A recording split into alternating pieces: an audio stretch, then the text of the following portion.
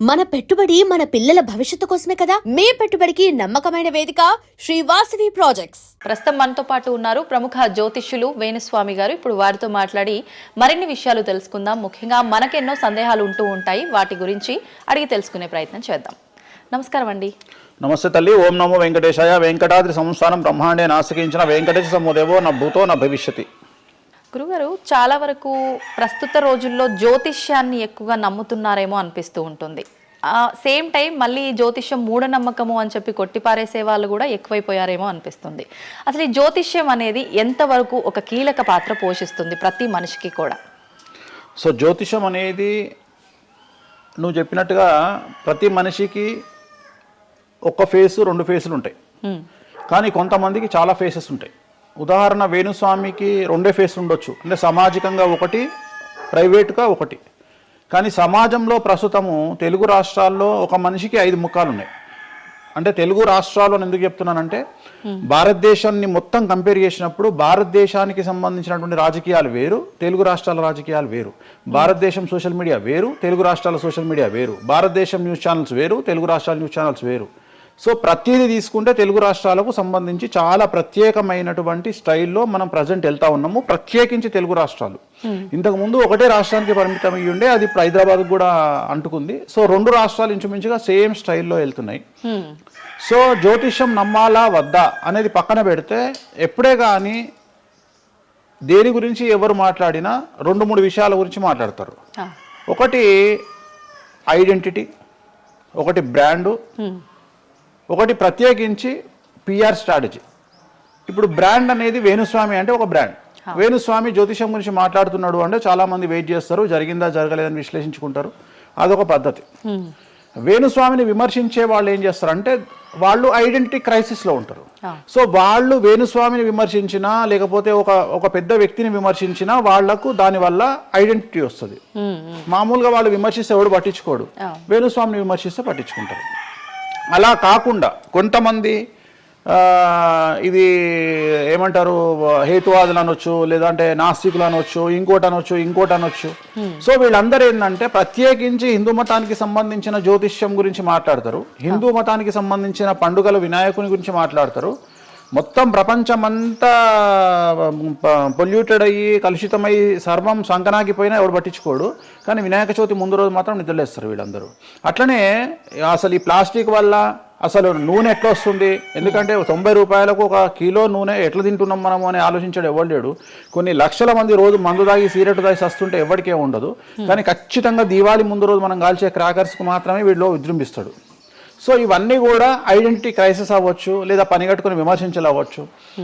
మనం ఏం నమ్ముతాము అంటే లెక్కలు నమ్ముతాం. 2002కు పూర్వము, 2002 తర్వాత తీసుకుంటే జ్యోతిష్యాన్ని నమ్మేవారి సంఖ్య, హిందూ మతాన్ని నమ్మేవారి సంఖ్య 9% పెరిగింది.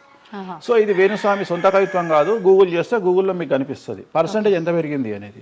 సో ఎప్పుడే కానీ గుర్తుంచుకోవాల్సింది ఏంటి అంటే, మనము సైంటిఫిక్గా సైన్స్ పరంగా మనం ఎంత ముందుకెళ్తామో, మన జెన్జీ జనరేషన్, ఆల్ఫా జనరేషన్లు ఎంత ఫాస్ట్గా వస్తాయో, ఎట్ ది సేమ్ టైము దేవుళ్ళ మీద నమ్మకాలు కూడా అదే పరిస్థితులలో ఉంటాయి. కాకపోతే ఇక్కడ ఏంటి అంటే, ఒకటి ఎక్స్ప్రెసివ్ అవ్వచ్చు, ఎక్స్ప్రెసివ్ కాకపోవచ్చు. ఎందుకు పెరిగాయి అంటారు ఈ పర్సంటేజ్ మీరు అన్నట్లుగా? అంటే ఖచ్చితంగా కష్టాల ప్రాబ్లం. అంటే ఇక్కడ కష్టాల కంటే కూడా కాంపిటీషన్ అని చెప్తాను నేను. సో ఇప్పుడు ఏమైపోయింది అంటే, విపరీతమైనటువంటి కాంపిటీషన్లోకి నెట్టబడ్డాం మనం అందరము కూడా. అంటే ఏమైపోయింది అంటే, ఒక 1990కి పూర్వము మనం సంపాదించుకునే సొమ్మంతా కూడా దాచిపెట్టుకొని, ఆ డబ్బును దాచుకొని మన కుటుంబాలు తింటాయి, మన పిల్లలు తింటాయి అనే ఆలోచన ఉండేది. 2000 సంవత్సరం తర్వాత ఏమైపోయింది అంటే, మనం సంపాదించుకున్నది మనమే ఎంజాయ్ చేయాలి, ఒక కారు కొనుక్కోవాలి, సో లగ్జరీ లైఫ్ లీడ్ చేయాలి, 10 మందికి చూపించుకోవాలి. అంటే స్వతహాగా అనుభవించడం కంటే కూడా 10 మందికి చూపించుకోవాలి అనేటువంటి ఒక పనికిమాలిన భావన జనాల్లో చాలా వచ్చింది. ఇది ఎంతవరకు కరెక్ట్ అంటే? తప్పు చెప్తున్నా. ఇప్పుడు ఉదాహరణ, ఇన్ఫ్లుయెన్సర్స్ చూస్తుంటే అసలు యాక్చువల్గా వినాయక చవితి అనేది చవితి రోజు చేసుకోవాలి. కానీ వీళ్ళు ఏం చేస్తున్నారు, వినాయక చవితికి 2 రోజుల ముందరనే వినాయక చవితి చేసుకొని దాన్ని మొత్తం ఎడిట్ చేసి అంతా చేసి వినాయక చవితి నాడు పోస్ట్ చేస్తారు. సో దీనివల్ల వాళ్ళ ఖచ్చితంగా ఎఫెక్ట్ అవుతుంది. ఎందుకు ఎఫెక్ట్ అవుతుంది అంటే, ఇప్పుడు మాంగళ్యం ఉంది. ఉదాహరణ, మెడలో మంగళసూత్రం అనేది ధరిస్తారు అమ్మాయిలు.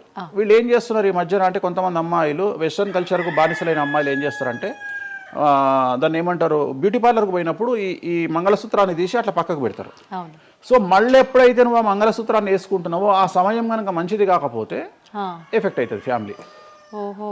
సో అందుకని నువ్వు చేసేటువంటి వినాయక చవితి పూజ కరెక్ట్ సమయంలో చేయకపోతే అది నెగిటివ్ అయ్యేటువంటి అవకాశం ఉంది. సో ఇట్లా ఇన్ఫ్లుయెన్సర్స్, ఉదాహరణ ఇప్పుడు జనరల్గా బేసిక్గా మనము ఒక యూరోప్ కంట్రీకి పోతున్నాము, ఒక దుబాయ్కి పోతున్నాము అంటే మనం అక్కడికి పోయినాక షాపింగ్ చేస్తాం. కానీ ఇప్పుడు ఉన్నటువంటి జనరేషన్లో వీళ్ళందరూ ఏంది, ఇక్కడ షాపింగ్ చేసి మళ్ళీ అక్కడ షాపింగ్ చేస్తారు. అంటే చాలా విచిత్రం అయిపోయింది. అంటే ఖచ్చితంగా సంవత్సరానికి ఒక 10 డొమెస్టిక్ టూర్లు, ఖచ్చితంగా సంవత్సరానికి ఒక 5 ఇంటర్నేషనల్ టూర్స్. ఇవన్నీ దేనికోసము అంటే సమాజానికి మా దగ్గర డబ్బులు ఉన్నాయి అని చూపించుకోవడం కోసము, ఆర్భాటాలు. సో ఆర్భాటాల కోసము. సో నేను జనరల్గా ఏం చెప్తా అంటే first build your own brand.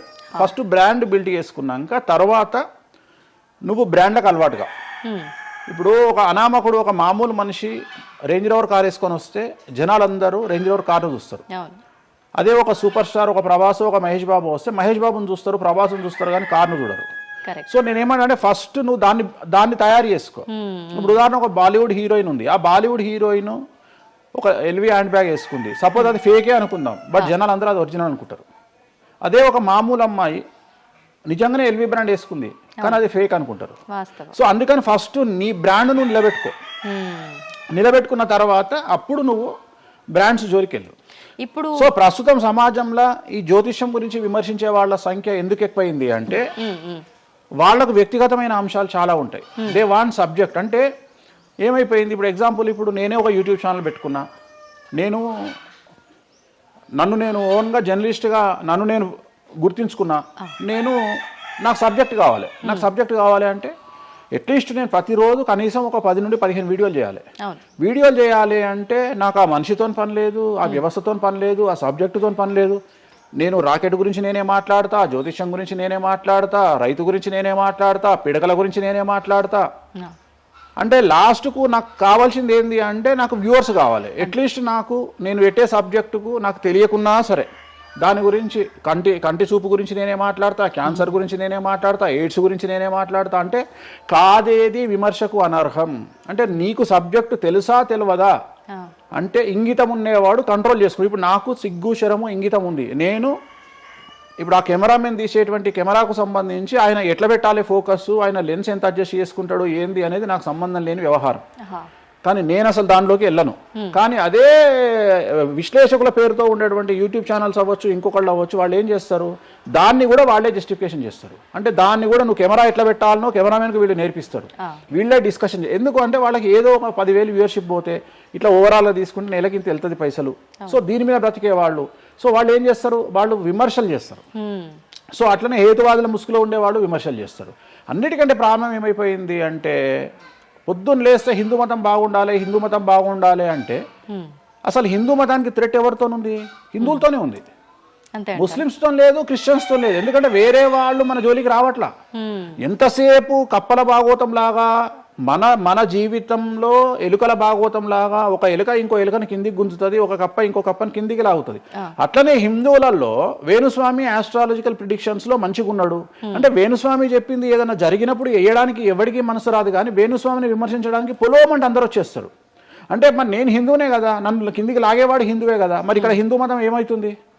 ఇప్పుడు సమాజంలో నేను అబ్జర్వ్ చేస్తున్నా, గత కొన్ని రోజుల నుండి, ఒక 6 నెలల నుండి, సంవత్సరం నుండి Telugu media in the sense నేను లోకల్ సోషల్ మీడియాలో హిందూ మతాల పేరు మీద కొత్త వర్షన్ వచ్చింది. ఏంటి అంటే హిందూ ఆచార వ్యవహారాలను విమర్శించడము చాలా కామెడీ అయిపోయింది. ఒక ఆయన ఈ మధ్యలో ఇంటర్వ్యూ చూసిన నేను, అసలు దుర్గమాల లేదంటాడు ఆయన. నేను షాక్ అయినా, నేను ఇనుంటావు నువ్వు కూడా. నాకు ఆశ్చర్యం అనిపించింది. దుర్గమాల లేదు అంటే అమ్మవారి మాల, జనరల్ గా భవానీ మాల కరెక్ట్ వర్డ్, భవానీ మాల లేనే లేదు, అసలు చరిత్రలో లేదు అంటాడు. అంటే సమాజము ఏదో విధంగా భక్తి మార్గం వైపు వెళ్తుంది అంటే నువ్వు సంతోషంగా ఫీల్ అవ్వాలి, కానీ దాన్ని కూడా విమర్శించేవాడు ఎందుకంటారు ఇలా అంటే వీళ్ళందరూ పండితులు కాదు, వీళ్ళందరూ standing comedians or sitting comedians. ఒక ఆయన కూర్చొని మాటలు చెప్తాడు, వాళ్ళు నవ్వడం స్టార్ట్ కాగానే ఈయన మర్చిపోతాడు. ఈయనను మర్చిపోయి, అంటే ఆడవాళ్ళు నవ్వుతుంటారు, మగవాళ్ళు నవ్వుతుంటే ఈయన ఆనందానికి పరవశుడు అయ్యి ఇంకా వాళ్ళు నవ్వుతున్నారు కదా అని రెచ్చిపోయి ఇంకా గ్రహాలు లేవు, దేవుడు లేడు, ఏది ఒక బ్రాహ్మణుడయ్యుండి, ఒక పండితుడయ్యుండి టోటల్ మన సబ్జెక్ట్కి వ్యతిరేకంగా మాట్లాడుతూ ఉంటాడు. అవును. అట్లనే ఆయన ఎవరో భవానీమాల లేదు అంటాడు. నేను నీకు వచ్చిన నష్టమేముంది, నువ్వు మొగోడివైతే భవానీమాల కాదు, ఎవరైతే కోయంబత్తూరులో ఈషా ఫౌండేషన్లో లింగభైరవ అమ్మవారు లేదని చెప్పు, అది నీ గొప్పతనం. నిజంగా లింగభైరవ అమ్మవారు లేనప్పుడు లేదని చెప్పు. ఆమె క్రియేటెడ్ గాడు, చెప్పొచ్చు కదా లేదు అని. ఎందుకంటే అక్కడ భయం ఏంటంటే ఎవరు తంతడు అని. వీళ్ళ భయం అంటే ఏంటంటే ఎక్కడైతే ఎవడు వీళ్ళకి అడ్డు రాడో అక్కడికి వస్తాడు. వీళ్ళకి ఒరిజినల్ సబ్జెక్ట్ మాట్లాడే దమ్ము లేదు. సో ఇదంతా ఎంత చేసినా నేను అల్టిమేట్గా చెప్పేది ఏంటంటే, జ్యోతిష్యానికి వ్యక్తిగతంగా నా దగ్గరకు వచ్చేవాళ్ళు నాకు జనాలకు చెప్పారుగా. ఇప్పుడు నేను ఒక మాట చెప్తా, ఇప్పుడు సీక్రెట్ మెయింటైన్ చేయాలనుకుంటారు ప్రతి ఒక్కడు, ప్రైవసీ మెయింటైన్ చేయాలనుకుంటారు. మామూలుగా హాస్పిటల్కి పోతేనే ఇవాళ ప్రైవసీ మెయింటైన్ చేయాలనుకుంటున్నారు. అది అట్లీస్ట్ తలకాయనొప్పికి పోయినా వాళ్ళు దే వాంట్ ప్రైవసీ. అంటే కారు డైరెక్ట్గా B1కి వెళ్ళిపోతుంది, పైకి వెళ్ళిపోతారు, డాక్టర్ని కలుస్తారు, వస్తారు. అట్లాంటిది వేణుస్వామి దగ్గరకు వచ్చి నేను ఎందుకు చెప్పాలనుకుంటున్నా, లేదంటే నేను ప్రజలకి చెప్పాలనుకుంటున్నా అనుకోరు కదా. ఎవరో ఒకళ్ళు వేణుస్వామి దగ్గరికి వెళ్ళినప్పుడు కొన్నిసార్లు కొన్ని వీడియోలు తీసినప్పుడు 100 మందిలో ఒక వీడియో తీసినప్పుడు ఆ వీడియో పోస్ట్ చేస్తాము, దానివల్ల నా దగ్గరకు వచ్చినట్టు తెలుస్తుంది. కానీ 99% నా దగ్గరకు వచ్చినట్టు తెలియదు. నా దగ్గరికే కాదు, జ్యోతిషం అనేది ఎక్స్ట్రీమ్గా జనాల్లోకి వెళ్తున్నది. ఎట్ ది సేమ్ టైం భక్తి అనేది జనాల్లోకి వెళ్తున్నది. దాన్ని భయం అంటమా భక్తి అంటమా పక్కన పెడితే ఈరోజు జనాలు ముక్కోటి కానీ ఇతరత్ర పండుగలు కానీ జనవరి 1 కానీ జనాలు విపరీతంగా దేవాలయాల్లో ఉంటున్నారు. అంటే జనాలకు దేవుడి మీద కానీ శాస్త్రాల మీద కానీ వచ్చినటువంటి నమ్మకము, ఈ నమ్మకాన్ని ఎవరో ఒకళ్ళు వచ్చి టీవీలో కూర్చొని చెప్పినంత మాత్రాన పోదు. సో ఇది జనాల్లోకి విపరీతంగా వెళ్తానే ఉంటుంది. జనాలు ఎప్పుడే కానీ ఎంత వెస్టర్న్ కల్చర్కి వెళ్ళినా నమ్మకము అనేది ఒకటి ఉంటుంది. మనల్ని నమ్మించేది, మనల్ని బ్రతికించేది నమ్మకము. ఈ నమ్మకం లేకపోతే మనకు జీవితం లేదు. సో ఈ జ్యోతిష్యము అనేది అంధకార బంధురంలో ఉండేటువంటి ఒక వ్యక్తిని బయటకు తీసుకురావడానికి, జరగబోయే నష్టాన్ని చెప్పడానికి మాత్రమే పనికి వచ్చేటువంటి శాస్త్రము. అంతేగాని నువ్వు 50 ఏళ్లకు నరుకుతావు, 40 ఏళ్లకు కారు కొంటావు, ఈ సొల్లు పురాణం చెప్పాల్సిన పని లేదు. జరగబోయేటువంటి నష్టాన్ని గనక చెప్పగలిగితే జ్యోతిష్యము దాన్ని సరి చేసుకోవడంతో పాటు మానసికంగా స్ట్రాంగ్ అవ్వడానికి ఆ వ్యక్తికి చాలా చాలా చాలా ఉపయోగపడుతుంది. భార్యాభర్తలు తన్నుకొని చస్తారు, విడిపోతారు అని చెప్పడంలో ఉద్దేశము మీరు విడిపోండి అని కాదు. భార్యాభర్తల్లో అట్లీస్ట్ జనరేషన్ ను బట్టి ఈ రోజు భర్త అనేవాడు కాంప్రమైజ్ అయ్యి భార్య తిట్టినా పడి ఉంటాడు అని ఇక్కడ ఉద్దేశము. అంటే ఒకప్పుడు భార్యకు భర్తకు పెళ్లికి కనీసం 10 సంవత్సరాల గ్యాప్ ఉండేది. ఎందుకు అంటే భార్య అనే అమ్మాయి చిన్నపిల్లగా ఉంటే భర్త అనేవాడు ఒక కూతుర్ని చూసుకుంటాడు అనే ఉద్దేశంతో ఆ పెళ్లిళ్ళు చేసేవాళ్ళు. ఇవాళ ఏం చేస్తున్నారు, ఇద్దరికి 6 నెలలు తేడా ఉండదు. సో ఇద్దరు టెంపర్మెంట్ లో వెళ్తారు, ఇద్దరు గొడవలు పడతారు. సో ఈ కండిషన్లో వాళ్ళిద్దరు విడిపోయేటువంటి తత్వం వైపు వెళ్తారు. కాబట్టి మొదలే మీ జాతకాలు బాగాలేవు, మీకు విడిపోయే అవకాశం ఉంది అంటే మిమ్మల్ని విడిపోమని చెప్పడం కాదు. ఇక్కడ మీరు జాగ్రత్తగా ఉండండి, కాంప్రమైజ్ కండి, ఈగోస్ పక్కన పెట్టండి, మీ పొసెసివ్నెస్ను పక్కన పెట్టండి. సో ఆర్థికపరమైనటువంటి అంశాల్లో క్యాలిక్యులేటెడ్గా ఉండండి, తన్నుకొని చావకండి, విడిపోకండి అని మొదలే వాళ్ళని హెచ్చరించడం అనేటువంటిది దీంట్లో భాగము. కానీ ఇవాళ్ళు ఏమంటున్నారు, శుభమా అంటూ పెళ్లి చేసుకుంటే విడిపోమని చెప్తున్నాడు వేణుస్వామి అంటే దాన్ని శుభమా అని చెప్పరు నాయన. ప్రతి ఒక్కళ్ళకి అదే చెప్తున్నారు. ఆ మాతకు వస్తే మీరు పొద్దున్న లేస్తే 100 పెళ్లిలలో 80 పెళ్లిళ్ళు డివోర్స్ అవుతున్నాయి. మరి దీని మీద మీరే కదా డిబేట్ పెడతారు. సో ఇదంతా ఏంటంటే ఒక వ్యక్తిని విమర్శించాలనుకున్నప్పుడు వాళ్ళు ఏదైనా తీసుకురావచ్చు. దాన్ని రామ అంటే దాన్ని చిన్న పదాలు మారిస్తే ఆ రామ అనేది ఒక బ్యాడ్ వర్డ్ అవుతుంది. సో దాన్ని ఎట్లంటే చేసుకొని పోవచ్చు. కానీ ప్రస్తుతం దేశ కాలమాన పరిస్థితులలో జ్యోతిష్యం కానీ శాస్త్రాలు కానీ దైవత్వం కానీ తగ్గేదే లేదు, ముందుకెళ్తానే ఉంది. ఇప్పుడు ఒక మనిషి జననం దగ్గర నుంచి చనిపోయే వరకు జాతకం అనేది కొన్ని సందర్భాల్లో మాత్రమే చూడాలి అని చెప్పి ఒకప్పటి కాలంలో చెప్పేవారట. కానీ ఇప్పుడు మాత్రం పుట్టిన దగ్గర నుంచి ఎప్పుడు ఏ చిన్న సమస్య వచ్చినా జాతకం చూపించుకోవడము, అసలు ఇది మన సాంప్రదాయంలో లేనే లేదు అంటున్నారు. ఇది ఎంతవరకు వాస్తవం? నేను లాస్ట్ ఇయర్ ఒక హీరోకు ఒక బిడ్డ పుడితే నేను చెప్పినప్పుడు చాలా మంది మేధావులు వచ్చి నన్ను విమర్శించారు. చిన్న పాపకు జాతకం చెప్తారా ఎవడన్నా అని. నీకు తెలిసే ఉంటే కృష్ణదేవరాయల ఆస్థానం కానీ ఇతర రాజులు పెద్ద రాజుల ఆస్థానంలో కానీ ఆస్థాన సిద్ధాంతి అని ఉండేవాడు. వాళ్ళు ఏం చేసేవాళ్ళు అంటే రాణికి కూతురు పుట్టిన కొడుకు పుట్టిన వాళ్ళు వచ్చి మొత్తం లైఫ్కు సంబంధించిన జాతకాన్ని రాసేవాళ్ళు. పుట్టడంతోనే ఈ అసలు పుట్టిన రోజే రాసేవాళ్ళు. వీళ్ళు ఏమైతారు, ఈయన జీవితంలో ఏమైతాడు, దొంగ అవుతాడా, మంచోడు అవుతాడా, రాజు అవుతాడా, లంగ అవుతాడా, క్రికెటర్ అవుతాడా అంటే ఆ దేశకాలమాన ప్రశ్నను బట్టి అప్పుడు. Okay okay. సో దాన్ని ఇప్పుడు కన్వర్షన్ చేసుకుంటే ఇప్పుడు మేము రాసే జాతకంలో ఇప్పుడు వీడు ఇంజనీర్ అవుతాడా, డాక్టర్ అవుతాడా, ఎంటర్ప్రెన్యూర్ అవుతాడా, ఉద్యోగస్తుడు అవుతాడా, సో ఇవన్నీ అంచనా వేగ. ఒక మనిషి పుట్టినప్పటి నుండి లగ్నాన్ని బేస్ చేసుకొని 1వ నెంబరు అంటే లగ్నము నుండి 12వ నెంబరు అంటే వ్యయము, 1 నుండి 12 గడులను కనుక తీసుకొని రాస్తే ఆ మనిషి ఎప్పుడు పుట్టి ఏమేం చేస్తాడు, ఎప్పుడు చనిపోతాడు అనేది వెరీ క్లియర్గా మెన్షన్ చేయవచ్చు. సో ప్రతి రోజు జాతకాన్ని వేసుకోవచ్చు, ప్రతి నెల జాతకాన్ని వేసుకోవచ్చు. గోచారము గ్రహచారము అని 2 ఉంటాయి. గోచారము అంటే ప్రస్తుతం జరిగేటువంటి గ్రహాల యొక్క గమనం ఏ విధంగా ఉంది అని తెలియజేసేది గోచారము. గ్రహచారము అంటే పుట్టినప్పుడు దాన్ని బేస్ చేసుకొని రాసేది గ్రహచారము. జనరల్ గా తెలుగు రాష్ట్రాల్లో చాంద్రమానాన్ని మాత్రమే బేస్ చేసుకొని జాతకాలు రాస్తారు. కానీ వేణుస్వామి ఒక్కడే చాంద్రమానము, సౌరమానము, బార్హస్పత్యమానము అనే 3 విభాగాలను బేస్ చేసుకొని జాతకాలు రాస్తాడు. ఈ మూడో విభాగం ఏంటి? చాంద్రమానము అంటే చంద్రుడిని బేస్ చేసుకొని ప్రతిరోజు రోజున్నర పాటు చంద్రుడు ఒక రాశిలో ఉండేదాన్ని చాంద్రమానము అంటారు. ఇది మన దక్షిణ భారతదేశంలో వాడతాము. సౌరమానము అంటే సూర్యుడు, రవి ఒక నెలలో ఒక రాశిలో ఉంటాడు, దాన్నే మనం సౌరమానము అంటాము. అలాగే బార్హస్పత్యమానము అంటే బృహస్పతిమానము, సంవత్సరం పాటు గురువు ఒక రాశిలో ఉండేదాన్ని బార్హస్పత్యమానము అంటాము. మనము పుట్టినప్పటి నుండి కనీసము నాకు తెలిసి గత 1000 సంవత్సరాలు లేనటువంటి చరిత్ర ఈ సంవత్సరము 2026లో మనం చూడబోతా ఉన్నాము. గురువు ఒకే సమయములో 6 నెలల్లో 3 రాసుల్లోకి ప్రవేశిస్తా ఉన్నాడు.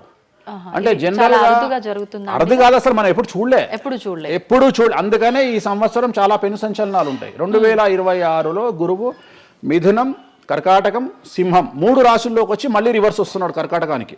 సో చాలా విచిత్రమైనటువంటి ఒక గమనాన్నిగా మనం చూడాల్సి వస్తుంది. ఇది చాలా పెను సంచలనాలకు అంటే సృష్టిలోనే ఒక విచిత్రమైనటువంటి అనుభూతిని మనం పొందబోతా ఉన్నాము, మంచి చెడులు పక్కన పెడితే. సో ఇలాంటి పరిస్థితి నుండి జాతకాలను విశ్లేషించడము ఇవన్నీ కూడా నడుస్తాయి. ఇప్పుడు కొన్నిసార్లు మనిషి కొన్ని సందర్భాల్లో ఇబ్బంది వచ్చినప్పుడు నా తలరా తింటే భగవంతుడు ఇంకా రాసేశాడు, నేనేం మార్చలేను అంటుంటారు. కొన్నిసార్లు భగవంతుడిని పక్కన పెట్టి, తలరాతను పక్కన పెట్టి మనం గట్టిగా ఒకటి అనుకుంటే అయిపోతుంది అని అంటూ ఉంటారు. మీరు ముందుగానే ఒక శిశువు జననం అయినప్పుడే వాళ్ళ మొత్తం లైఫ్కి సంబంధించిన జాతకం ఇవ్వగలుగుతాము అన్నారు. మరి ఇప్పుడు మధ్యలో ఇప్పుడు చెప్తున్న వాళ్ళ విధానాలను బట్టి మనం అనుకుంటే అయిపోతుంది, ఏదైనా మనం ప్రయత్నం చేస్తే మారుతుంది, భగవంతుడు దాన్ని మార్చేస్తాడు కొన్ని ప్రయత్నాల వల్ల అంటారు. ఈ రెండిట్లో అసలు దేన్ని నమ్మాలంటారు? ఇప్పుడు భగవంతుడు రాసినాడు, మన జాతకము మారదు, మన తలరాత మారదు అని అనుకుంటే అలాంటి వాళ్ళందరినీ మనం చేయాల్సింది ఏంటంటే వాళ్ళకి ఎవరికైనా హార్ట్ అటాక్ రాగానే వాళ్ళని అట్లనే బెడ్ మీద కూర్చోబెట్టి ఎదురుగా ఫోటో పెట్టి దేవుని మొక్కమని చెప్పాలి. హాస్పిటల్కి ఎవరిని పంపించొద్దు. ఎందుకంటే తలరాత కదా, భగవంతుడు రాసేసిండు కదా. మరి ఎందుకు మరి అనవసరంగా అంబులెన్స్కి ఫోన్ చేయడము, హాస్పిటల్కి వెళ్ళడం ఎందుకు? పని పని కదా. అంటే నీ ప్రయత్నము హార్ట్ అటాక్ వచ్చినా కానీ నిన్ను తీసుకుపోయి హాస్పిటల్లో అడ్మిట్ చేస్తున్నారు. సో హాస్పిటల్లో నిన్ను టైంకు తీసుకుపోవాలా వద్దా అని డిసైడ్ చేసేది జాతకం. నువ్వు బతుకుతావా బ్రతకవా అని డిసైడ్ చేసేది జాతకం. ఇక్కడ నేను తోపు నేను తురుము అని అనుకుంటే నడవదు. నేను తోపు నేను తురుము అనుకోవద్దు. చాలా మంది చాలా రకాలుగా కష్టపడతారు. కష్టపడితేనే సుఖపడతాము, కష్టపడితేనే జీవితం అభివృద్ధిలోకి వస్తుంది అనుకుంటే అతి కష్టం పడేది గాడిద. సో అతి కష్టం పడేది డ్రైనేజీలో పనిచేసేటువంటి మున్సిపల్ వర్కర్స్. సో వాళ్లకు ₹1,00,000 రోజుకు జీతం ఇచ్చినా తక్కువ లేదు. అంటే వాళ్ళు ఊడ్చే చెత్త, వాళ్ళు తీసే చెత్త ఈ ప్రపంచంలో ఎవరూ భరించలేరు. అలాంటిది వాళ్ళు చేసే కష్టం మీద కంపేర్ చేస్తే ఈ ప్రపంచంలో ఇక కష్టం చేసే మనుషులే లేరుగా. మరి అలాంటి వారికి మనం ఇచ్చే జీతం ఎంత? 40,000, 50,000. కానీ వాళ్లకు కనీసం నెలకు 40 లక్షలని ఇవ్వాలి. అంటే నువ్వు చేసే కష్టానికి కాకుండా నువ్వు తెలివితో చేసే కష్టానికే విలువ ఎక్కువ.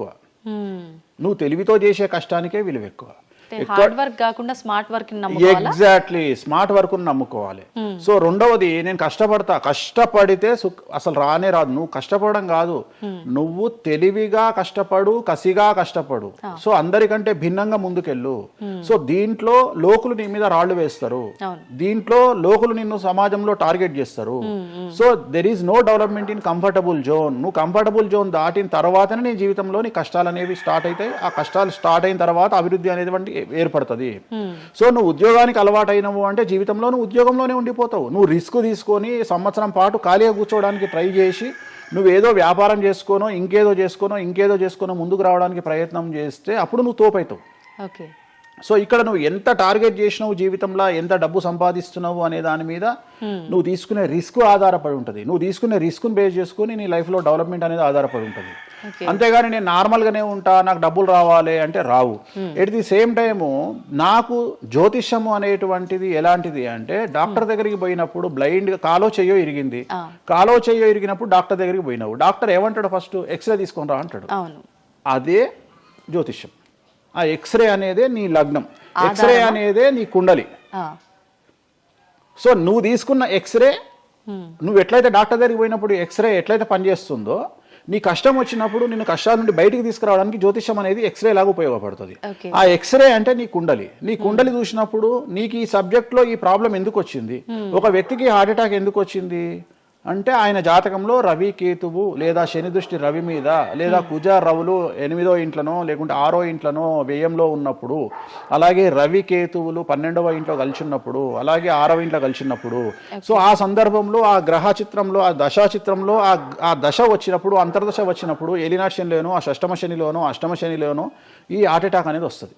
అంటే జాతకంలో ఈ దశలను బట్టే కానీ మనం తీసుకుంటున్న ఆహార అలవాట్లను బట్టి కాదంటారా? ఏం తినని వాళ్ళకు కూడా క్యాన్సర్స్ వస్తాయి, గుర్తుంచుకోవాలి. ఏం తినని వాళ్ళకు కూడా క్యాన్సర్లు వస్తాయి.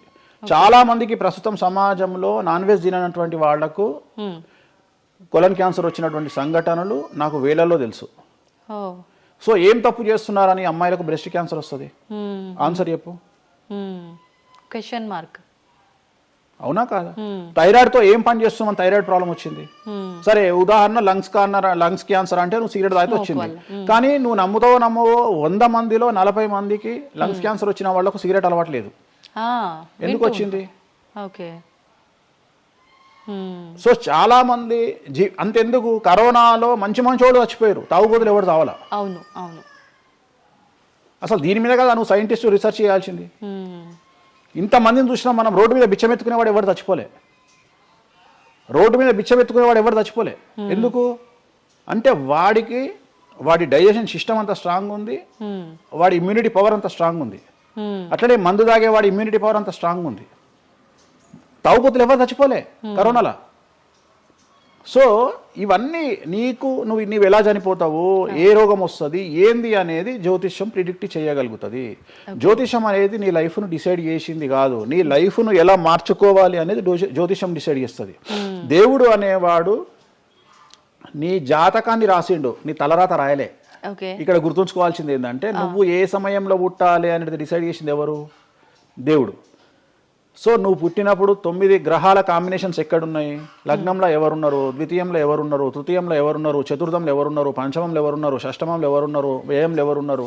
అంటే నీకు ఏ రోగాలు రావాలి, నీకు దోస్తులు ఎట్లాంటి వాళ్ళు ఉన్నారు, నీ కుటుంబంలో నీకు బంధువులతో గొడవలు అయితేయా కావా, నువ్వు డబ్బు ఎంత సంపాదిస్తావు, ఉద్యోగం వల్ల సంపాదిస్తావా, వ్యాపారం వల్ల సంపాదిస్తావా, లేకపోతే బెట్టింగ్లకు పోయి నాశనం చేసుకుంటావా, లేకపోతే వ్యసనపరుడు పోయి నాశనం చేసుకుంటావా, సో అమ్మాయిలకు బానిసైతావా, అంటే ఇట్లాంటివన్నింటిని అనలైజ్ చేయగలిగినటువంటి శక్తి జ్యోతిష్యానికి ఉంది. జ్యోతిష్యము అనేది వేరు కాదు, నువ్వు ఏదైతే దేవుడు జాతకం రాసిండు, ఏదైతే తలరాత రాసిండు అంటుండో గదే గిది. అంటే పుట్టిన టైముని, ప్లేస్ని అన్నిటిని బట్టే ఈ ప్రిడిక్షన్. ఒక మనిషి పుట్టిన సమయాన్ని బేస్ చేసుకొని ఇప్పుడు నువ్వు మాట్లాడుతున్న దేవుడు రాసిన తలరాతనే జాతకం. తలరాత వేరు, జాతకం వేరు కాదు. నీ తలరాత అనేది ఈ లగ్నంలో ఉంది, ఈ కుండలిలో ఉంది. దీన్ని బేస్ చేసుకొని, దీన్ని చేతిలో పట్టుకొని నువ్వు ముందుకెళ్తే నీకు ఏ ప్రాబ్లం ఉండదు. ఒక్కసారి జ్యోతిష్కుని సంప్రదిస్తే కాదు, నువ్వు ప్రతి సంవత్సరము లేదా 2.5 సంవత్సరాలకు ఒకసారి శని మారినప్పుడల్లా నీ జాతకం మారుతుంటది. గోచారంలో మారుతుంటది, గ్రహచారంలో మారుతుంటది. నువ్వు ఎలాంటి చర్యలు తీసుకోవాలి, ఎలాంటి జాగ్రత్తలు తీసుకోవాలి, నీకు వాహన ప్రమాదాలు ఎప్పుడు వస్తాయి, ఆరోగ్యపరమైన ఇబ్బందులు ఎప్పుడు వస్తాయి, న్యాయపరమైన ఇబ్బందులు ఎప్పుడు వస్తాయి, నువ్వు ఎదిగిన తర్వాత నీకు శత్రువులు పెరుగుతారు. నువ్వు ఎంత శుద్ధపూసైనా, ఎంత మంచివాడివైనా, నువ్వు సమాజంలో ఎదిగి ఒక కారు కొనుక్కొని, ఒక ఇల్లు కొనుక్కొని, నీ బతుకు నువ్వు బ్రతుకుతున్నా నీ మీద జనాలు ఏడ్చి చస్తారు. నీకు శత్రువులు అనేవాళ్ళు ఏర్పడతారు. నువ్వు మంచి చేసినా శత్రువులు వస్తారు, చెడు చేసినా శత్రువులు వస్తారు. సో ఇలాంటి వాళ్ళందరి నుండి నువ్వు ఎట్లా తప్పించుకోవడానికి ఏమేం పూజలు చేసుకోవాలి, ఏమేం న్యాయపరమైన జాగ్రత్తలు తీసుకోవాలి, వీటన్నిటినీ క్రోడీకరించి చెప్పగలిగిన వాడు జ్యోతిష్కుడు. కాకపోతే జ్యోతిష్కుడికి దేశ కాల మాన పరిస్థితులను బేస్ చేసుకొని జాతకం చెప్పగలగడం రావాలి. ఎందుకంటే జ్యోతిష్యంలో ఉదాహరణ రవి, కుజ, కేతువు కలిసి ఉన్నప్పుడు సుఖవ్యాధి వస్తుంది. సో సుఖవ్యాధి అని మాత్రమే జ్యోతిష్యం చెప్పింది మాకు. అంతేగాని నీకు సిఫిలిస్, గనేరియా, ఎయిడ్స్, HIV అని చెప్పి రాయలే మాకు. మాకు అక్కడ రాసింది ఏం రాసిండు, నీకు సుఖవ్యాధి వస్తుంది. కాకపోతే దేశకాలమాన పరిస్థితులను బట్టి ఏ వ్యాధులు వస్తున్నాయో దాన్ని అంచనా వేయగలిగిన శక్తి జ్యోతిష్కుడికి ఉండాలి. ఇప్పుడు కూడా నువ్వు ఇంజనీరింగ్ చేస్తున్నావు అంటే ఇంజనీరింగ్ ఇంకో 2 ఏళ్ళు అయితే పోతుంది.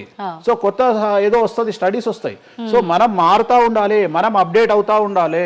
ఎట్లయితే టెక్నాలజీ కోసము, ఎట్లయితే కెమెరా విషయంలో, ఎట్లయితే మైకుల విషయంలో అప్డేట్ అవుతున్నామో మేము కూడా జ్యోతిషం విషయంలో అప్డేట్ కావాలి. కానీ మమ్మల్ని అప్డేట్ అవ్వడానికి ఎవరు మాకు భుజం తట్టేవాళ్ళు కానీ, వెన్ను తట్టేవాళ్ళు కానీ, మమ్మల్ని ఎంకరేజ్ చేసేవాడు కానీ ఉండడు. ఎంతసేపు మా మీద దాడి చేద్దామని చూసేవాడే ఉంటాడు. మేము ఏదైనా విశ్లేషించి కొత్తది చెప్పుదాము అనేటువంటి ప్రయోగం చేయంగానే ఆటోమేటిక్గా రాకెట్ ఫెయిల్ అయితేనేమో సింపతి చూపిస్తారు, మేము చెప్పింది ఫెయిల్ కాగానే దాడి చేస్తారు. సెఫాలజిస్టుల పేరుతోని ప్రతి సంవత్సరము కనీసం ఒక 20-30 మంది ఫెయిల్ అయితేనే ఉంటారు ఎన్నికలలో. వాళ్ళ జోలికి ఎవడు పోడు. కానీ మేము ఎవడన్నా పుసుక్కున ఎక్కడన్నా ఎన్నికలు గెలువయ్యి అని చెప్పగానే మా మీద దాడి చేసే వాళ్ళు ఎక్కువ ఉంటారు.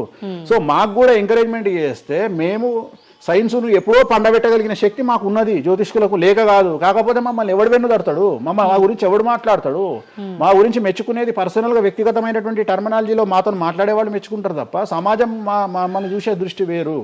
ఎంతసేపు మా దాంట్లోనే మాకు ఉండదు. మా దాంట్లో యాచకా శత్రువు అంటే బిచ్చపోనికి బిచ్చపోరు శత్రువు అని మా దాంట్లో మాకే తన్నులాట. కామాఖ్యకు పోయి బలులిచ్చి పూజలు చేసుకునేటువంటి జ్యోతిష్కుడు హైదరాబాద్కు వచ్చి అక్కడ బలులేవని చెప్తాడు ఒక జ్యోతిష్కుడు. సో ఇట్లా ఎందుకు చెప్తున్నారు అంటే వాళ్ళ కర్మ మనం ఏం చేయలేము. సో ఓవరాల్గా జ్యోతిషం అనేది ఏదైనా చరిత్ర సృష్టించగలుగుతుంది. జ్యోతిషము అంటే మనిషి యొక్క తలరాతనే జ్యోతిషం. ఇప్పుడు మీరు చెప్పిన దాన్ని బట్టి అంతా మనం పుట్టిన టైము ప్లేస్ని బట్టే డిసైడ్ అవుతుంది ఈ ప్రెడిక్షన్ అంతా. అంటే న్యాచురల్గా బర్త్ జరిగితే ఓకే, కానీ ఇప్పుడు అన్ని ముహూర్తాలు పెట్టుకొని టైము అన్ని చూసి చేస్తున్నారు కదా, మరి ఇటువంటి వారికి జాతకం ప్రెడిక్షన్ కరెక్ట్ ఉంటుందా? ఆ ముహూర్తం పెట్టాలి అనేటువంటి టైమింగ్ కూడా ఆయన డిసైడ్ చేస్తాడు, దేవుడే. ప్రతిదీ మనం తోపులం అనుకుంటాం, నేను ఓన్గా ఆలోచిస్తున్నా అనుకుంటాడు. ఓకే, అది ఆల్రెడీ డిసైడెడే. నీ మనసులో ఆ భావం రావడానికి, నీ మనసులో ఆ ముహూర్తం పెట్టించుకోవాలి అని అనుకోవడానికి కర్త కర్మక్రియనే భగవంతుడు. మరి ఇది పెళ్లిళ్ళ విషయంలో ఎందుకు వర్తించదు? పెట్టుడు ముహూర్తాల్లో పెళ్లిళ్ళు వద్దు, అదంత సఖ్యతతో ఉండరు భార్యాభర్తలు అంటారు కదా. అసలు ముహూర్తం మంచిదైతే ఎందుకు విడిపోతున్నారు అని ఇప్పుడు కొంతమంది మేధావులు అడుగుతారు. ఫస్ట్ నేను చెప్పే పాయింట్ ఏంటంటే, నీ జాతకాలే గెలవకపోతే నువ్వు ఎంత మంచి ముహూర్తంలో చేసుకుంటే ఉంది. నీ జాతకాలు బాగుంటే, మీ జాతకాలు కలిస్తే నువ్వు అష్టమి నాడు పెళ్లి చేసుకున్నా, అమావాస్య నాడు పెళ్లి చేసుకున్నా ఏమీ కాదు. రైట్. సో నేను మాట్లాడే విషయం ఏంటంటే, నీ అబ్బాయి అమ్మాయి జాతకాలు బాగా కుదిరినప్పుడు వాళ్ళ లైఫ్ ఎక్కడో ఉంటుంది. చాలామంది there is calculated love, calculated relation. అమ్మాయి ఏమనుకుంటుంది, నేను నెలకు 1,50,000 సంపాదిస్తున్నా, నాకు ఖచ్చితంగా 2 లక్షలు సంపాదించే అబ్బాయి కావాలి అనుకుంటుంది. కానీ నన్ను జీవితంలో బాగా చూసుకునే అబ్బాయి కావాలి, నేను కాంప్రమైజ్ అవుతా, నీకు 1,00,000 వస్తుందా, నేను 1,50,000 సంపాదిస్తా, ఇద్దరం కలిసి 2.5 లక్షలతో బతుకుతాము అని ఏ అమ్మాయి అనుకోదు. సో ప్రతి ఒక్కడి క్యాలిక్యులేషన్ ఇదే. అలాగే అబ్బాయి ఏమనుకుంటాడు, నాకు 2 లక్షలు వస్తుంది కానీ నాకు చాలా అందమైన అమ్మాయి కావాలి అనుకుంటాడు. సో ఇక్కడ ఉన్న డిమాండ్కు తగ్గట్టు సప్లై లేదా. సో అప్పుడు ప్రాబ్లం ఏమవుతుంది, ఫైటింగ్. అప్పుడు ఏమవుతుంది అంటే కాంప్రమైజ్ అనేది స్టార్ట్ అవుతుంది. అంటే జ్యోతిష్యుడు జాతకాలు బాగాలేవు అని చెప్పినా ఇనే పరిస్థితులలో వీళ్ళు ఉండరు. రెండవది, జ్యోతిష్కులు కూడా ఏం చేస్తారంటే సాధ్యమైనంత వరకు ముక్కుసూటిగా ఆన్సర్ చెప్పకుండా, కుజదోషం ఉంది, 7వ ఇంట్లో కుజుడున్నాడు, 7వ ఇంట్లో శని కుజులు కలిసి ఉన్నారు, సో చాలా ప్రాబ్లం అవుతుంది. లేదా 7వ ఇంట్లో చంద్రుడు కుజుడు కలిసి ఉన్నారు, సో పిల్లవాడి తల్లి వల్ల సమస్యలు వస్తాయి, లేదా పిల్ల తల్లి వల్ల సమస్యలు వస్తాయి అని వీడు డైరెక్ట్గా అమ్మాయికో అబ్బాయికో చెప్పడు. లేదు మీ ఇద్దరికి సంతాన యోగం లేదు అని చెప్పడు. ఉదాహరణ 9:5 అయింది, ఇద్దరిది అమ్మాయిది అబ్బాయిది, సంతాన యోగం ఉండదు, షష్టాష్టకాలు అయినాయి. వీడు ఏమంటాడు, షష్టాష్టకాలలో శుభ షష్టాష్టకాలు అంటాడు. అంటే విషయంలో మంచి విషయం ఉంటుందా, ఉండదు కదా. శుభ షష్టాష్టకాలు ఎక్కడి నుండి వచ్చినాయి, నువ్వు చెప్పేదే విషం అంటున్నావు, విషం అనుకుంటూ మంచి విషయం అంటున్నావు మళ్ళా. సో మంచి విషయం ఎక్కడ నుండి ఉంటుంది, ఉండదు. విషయం వేసుకుంటే చస్తాడు. అట్లనే షష్టాష్టకాలు అంటే ప్రాబ్లం స్టార్ట్ అవుతుంది. అట్లనే 9:5 ఏకనాడి, వర్ణదోషము, యోని దోషము, ఇట్లా చాలా రకాల దోషాలు ఉంటాయి. సో ఈ దోషాలను ఏం చేస్తారంటే, ఈ దోషాలను ఎదుటి వ్యక్తికి నిజాయితీగా చెప్పడం మానేసి సాధ్యమైనంత వరకు వీళ్ళు పెళ్లి చేసుకోవాలి అనే ఇంటెన్షనల్ గా పాజిటివ్ వేలో వెళ్తాడు. రెండవది ఏంటంటే, ఆల్రెడీ వీళ్ళు ఏం చేస్తారు, మేమిద్దరం ఫిక్స్ అయినాము, మేము పెళ్లి చేసుకుంటాము అని డిసైడ్ చేసుకొని వస్తారు అక్కడికి. అప్పుడు వాడు ఇవన్నీ చెప్పి వాళ్ళ మనసును విరగొడతాడా, విరగొట్టాడు. జనరల్గా ప్రపంచంలో ఏ అమ్మాయి తండ్రి కానీ ఏ అబ్బాయి తండ్రి కానీ తన బిడ్డనో తన కూతురో తన అల్లుడో నాశనం కావాలి అని కోరుకోరు. కానీ చెప్పగలిగినటువంటి పరిస్థితుల్లో ఎవరు ఉండాలి? జ్యోతిష్కుడు ఉండాలి. సో అది నేను చేస్తున్న ప్రస్తుతం కలియుగంలో. వేరే వాళ్ళు ఎవరు చేయట్లేదు ఆ విధంగా. ఎందుకంటే రేపొద్దున కలిసి ఉండకపోతే 2 కుటుంబాలు బాధపడతాయి, సమాజంలో చెడ్డ పేరు వస్తుంది, వీళ్ళ లైఫ్ స్పాయిల్ అయిపోతుంది. సో అందుకని నేను చాలా జాగ్రత్తగా మొదలే డిసైడ్ చేసి నీకు ఈ ప్రాబ్లం ఉందిరా బాబు, నువ్వు జాతకాలు నీకు కలవలేదు, వివాహం చేసుకోకు అని చెప్పి చెప్తా. వీళ్ళ జాతకాలు బాగా లేకున్నా తీసుకుపోయి మంచి ముహూర్తం చూసుకొని పెళ్లి చేసుకుంటే ఆ ముహూర్తం వీళ్లను సఫలీకృతులను చెయ్యదు. నీ జాతకం బాగుండాలి. అట్లనే నువ్వు ఏ టైంలో పుట్టాలనో డిసైడ్ చేసుకున్నా అని నువ్వు అనుకొని సిజేరియన్ పెట్టుకుంటావు, కానీ ఆ టైంలో నువ్వు నక్షత్రమే చూస్తావేమో కానీ 6వ ఇంట్లో ఉండే గ్రహాలు 12వ ఇంట్లో గ్రహాలు డిసైడ్ చేయగలిగింది భగవంతుడు. ఆ టైంలో ఒకవేళ